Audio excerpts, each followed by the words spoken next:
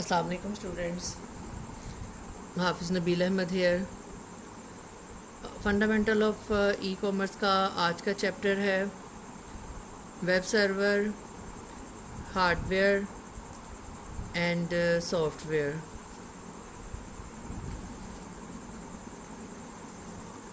Web server basics. When people use their internet connections to become part of the web, their computers become web client computers on a worldwide client server network. Client or server architectures are used in LANs, WANs and the web. In a client-server architecture, the client computer typically requests services such as printing, information retrieval, and database access from the server, which processes the client's request. The computer that perform the server functions usually have more memory and larger, faster disk drives than the client computers they serve.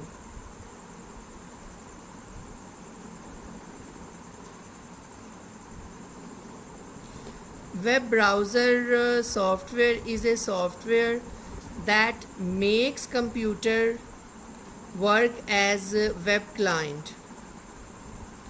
Thus, a web browser is also called a web client software. The internet connects many different types of computers running different types of operating system software. Because web software is platform neutral, it lets these computers communicate with each other easily and effectively. This platform neutrality was a critical ingredient in the rapid spread and widespread acceptance of the web.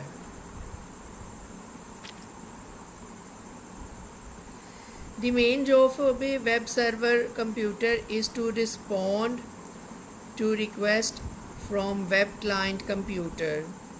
The three main elements of a web server are the hardware, operating system software, and web server software. All three of these elements must work together to provide sufficient capacity in a given situation.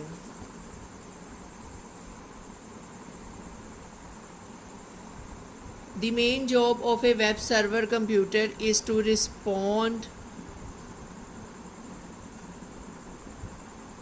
to requests from web client computers, and after most companies have decided on the goals they want to accomplish with their websites, they began developing their sites by estimating the number of visitors they expect to have, how many pages those visitors will view during an average visit, how large those pages will be, and the likely maximum number of simultaneous visitors. In the early days of electronic commerce, websites were collections of individual pages about the site's product or service offering. Today, websites produce pages in response to customers' specific needs.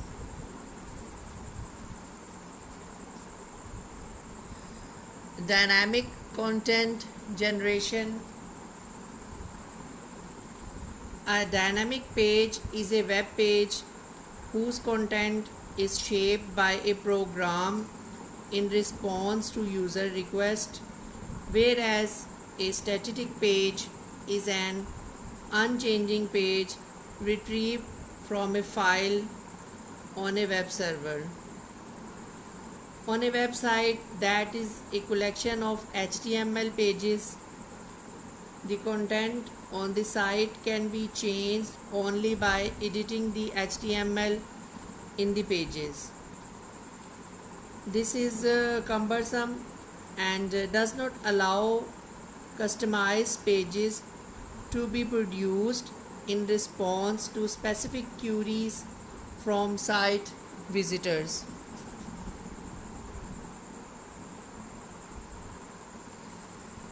Dynamic content is non-static information constructed in response to a web client's request. Dynamic content can give the user an interactive experience with the website.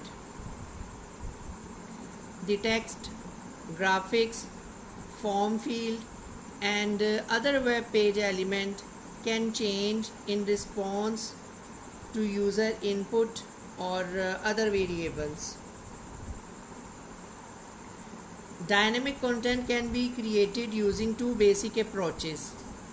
In the first approach, called client-side scripting, software operates on the web client to change what is displayed on the web page in response to a user's action. In client-side scripting, changes are generated within the browser using software such as JavaScript or Adobe Flash. The web client retrieves a file from the web server that includes code. The code instructs the web client to request specific page elements from the web server and dictates how they will be displayed in the web browser window. This approach is often used to manage the activity displayed on a web page by various media elements. Client-side scripting emerged on the web in 1996 when the JavaScript language became widely available. In the second approach, called server-side scripting, a program running on a web server creates a web page in response to a request for specific information from a web client. The content of the request can be determined by several things, including text that a user has entered into a web form in the browser, extra text added to the end of a URL, the type of web browser making the request, or simply the passage of time. A number of web programming languages and frameworks have evolved that allow site designer to generate dynamic web pages and make them interactive. In dynamic page generation technologies, server-side scripts are mixed with HTML tag text to create the dynamic web page. Microsoft developed the first widely used server-side dynamic page generation technology called Active Server Pages ASP. The current version of that technology is called ASP.NET. It allows web programmers to use their choice of programming languages such as VB Script, JScript, or Perl. Sun Microsystems develop a similar technology called Java Server Pages. Java can also be used to produce dynamic pages. Such server-side programs are called Java servlets. The open source Apache Software Foundation sponsored a third alternative called the Hypertext Preprocessor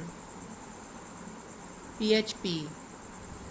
Yet another alternative is available from Adobe in its Cold Fusion product.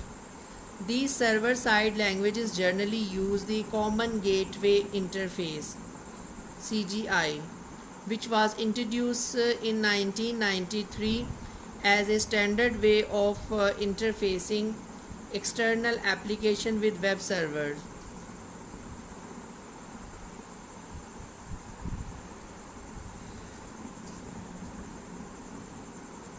Two dynamic page generation tools that have become popular in recent years include AJAX and Ruby on Rails. AJAX is a development framework that can be used to create interactive websites that look like applications running in a web browser. Most dynamic web pages must reload in their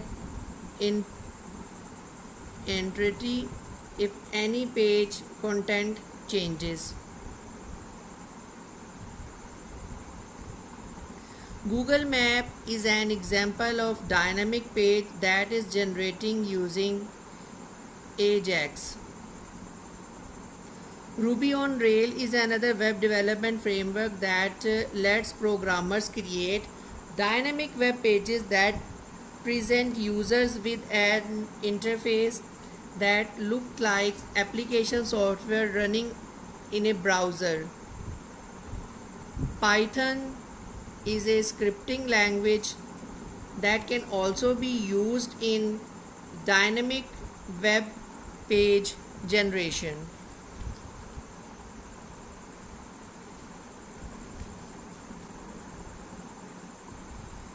Various meanings of server.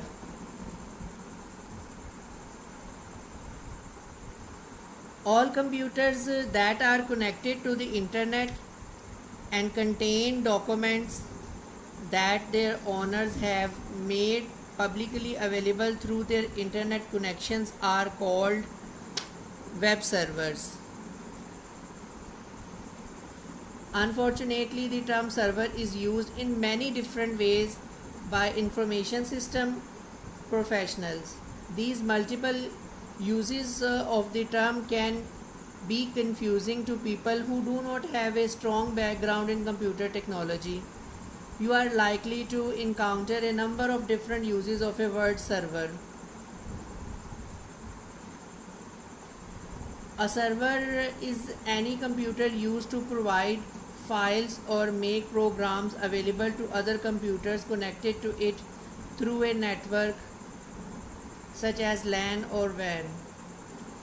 The software that the server computer uses to make these files and programs available to the other computer is also called server software. Sometimes this server software is included as part of the operating system that is running on the server computer. Some information system professionals informally refer to the operating system software on a server computer as server software, a practice that adds considerable confusion to the use of the term server. Some servers are connected through a router to the internet. These servers can run software called web server software that makes files on these servers available to other computers on the internet. When a server computer is connected to the internet and is running web server software, it is called a web server. Similar technologies issues arises for server computers that perform email processing and database management functions. Recall that the server computer that handle incoming and outgoing email is usually called an email server. and the software that manages email activity on that server is frequently called email server software. The server computer on which database management software runs is often called a database server.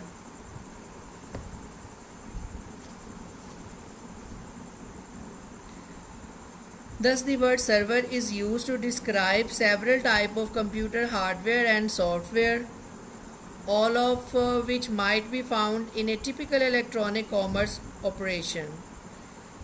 The only way to determine which server people are talking about when they use the term is from the context or by asking a clarifying question. If you hear a computer technician say, "The server is down today," the problem might be in the hardware, the software, or combination of the two.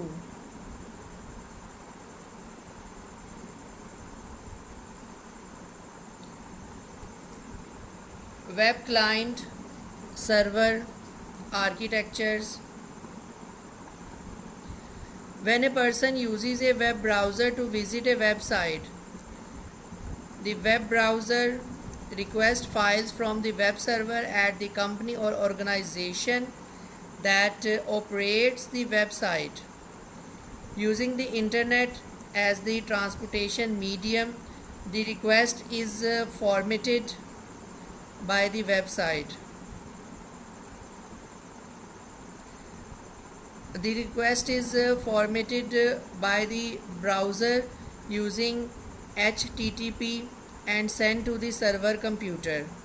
When the server receives the request, it retrieves the file containing the web page or other information that the client requested, formats it using HTTP, and sends it back to the client over the internet. When the requested information, a file containing the text and markup tags of a web page, in this instance, arrives at a client computer, the web browser software determines that the information is an HTML page. It displays the page on the client machine according to the direction defined in the page's HTML code. This process repeats as the client requests, the server responds, and the client displays the result.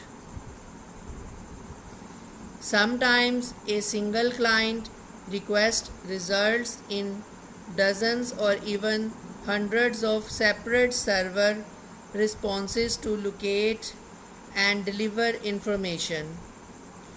A web page containing many graphics and other objects can be slow to appear in the client's web browser window because each page element requires a separate request and response. The basic web client server model is a two-tier model because it has only one client and one server. All communication takes place on the internet between the client and the server. Of course, other computers are involved in forwarding packets of information across the internet, but the messages are created and read only by the client and the server computers in a two-tier client or server architecture.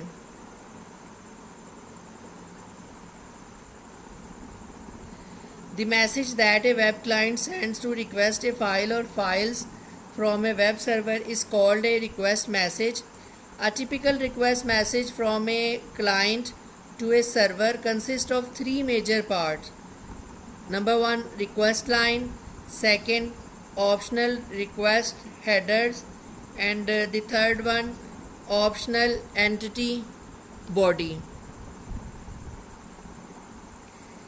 The request line contains a command, the name of the target resource,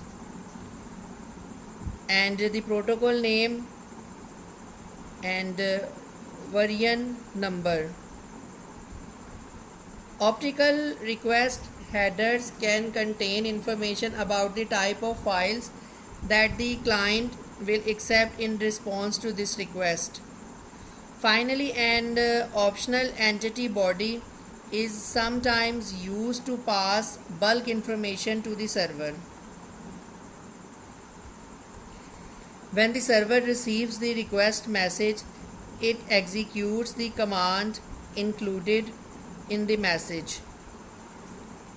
The server does this by retrieving the web page file from its disk and then creating a properly formatted response message to send back to the client.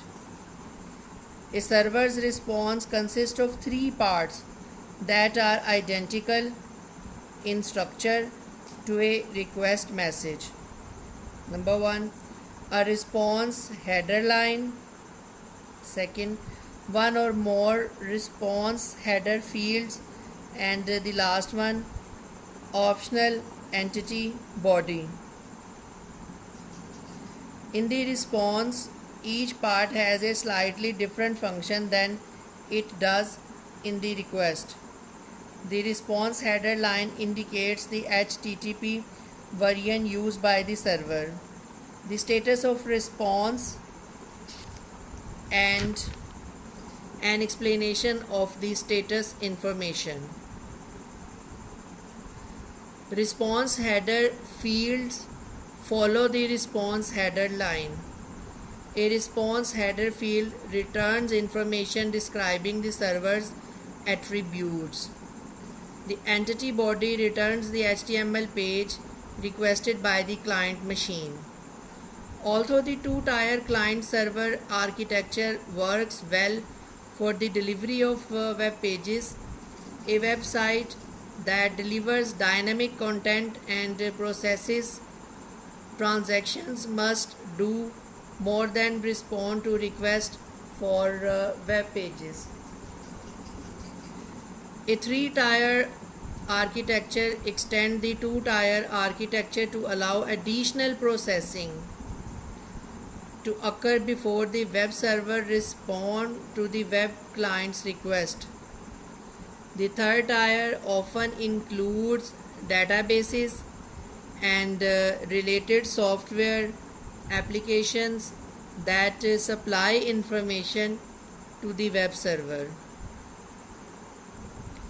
The web server can then use the output of these software applications when responding to client request instead of just delivering a web page. A good example of services supported by a database in a three-tier architecture is a catalog style website with search, update, and display function.